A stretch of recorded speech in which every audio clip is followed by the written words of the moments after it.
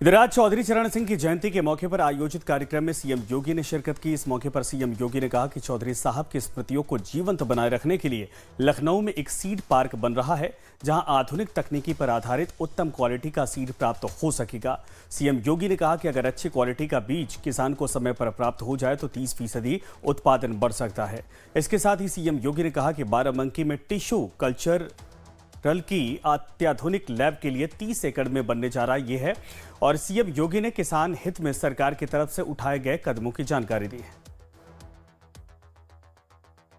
उत्तर प्रदेश के पूर्व मुख्यमंत्री, किसानों के मसीहा चौधरी चरण सिंह जी को किसानों के प्रति और देश के प्रति उनकी सेवाओं के लिए भारत रत्न से सम्मानित करके देश के किसानों के मान को, उनकी गरिमा और उनके गौरव को बढ़ाने का काम किया। आदरणीय प्रधानमंत्री जी के मार्गदर्शन में डबल इंजन की सरकार ने जब उन योजनाओं का लाभ प्रदेश के अंदर लिया तो परिणाम भी हमारे सामने आए।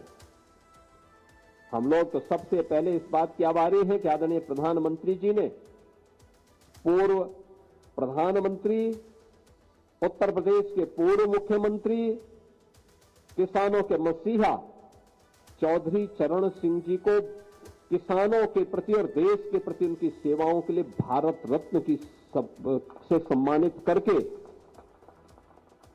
देश के किसानों के मान को, उनकी गरिमा और उनके गौरव को बढ़ाने का काम किया। पहली बार हुआ सॉइल हेल्थ कार्ड के माध्यम से 2014 में प्रधानमंत्री मोदी जी ने धरती माता की सेहत के बारे में हर एक व्यक्ति को जागरूक किया। आज डबल इंजन की सरकार किसानों के हित के लिए किए जाने वाले इन कार्यों का ही परिणाम है। जब 17 में आए थे कृषि ऋण मोचन का कार्यक्रम लघु और सीमांत किसानों का, पहले किसान एजेंडे का हिस्सा ही नहीं था। चुनाव के अंदर लोग भले ही भाषण कर लें, लेकिन शासन की किसी भी स्कीम का पार्ट नहीं था। और आज हम इस बात को कह सकते हैं कि किसान को शासन की हर योजना प्राथमिकता के आधार पर उपलब्ध करवाई जा रही है।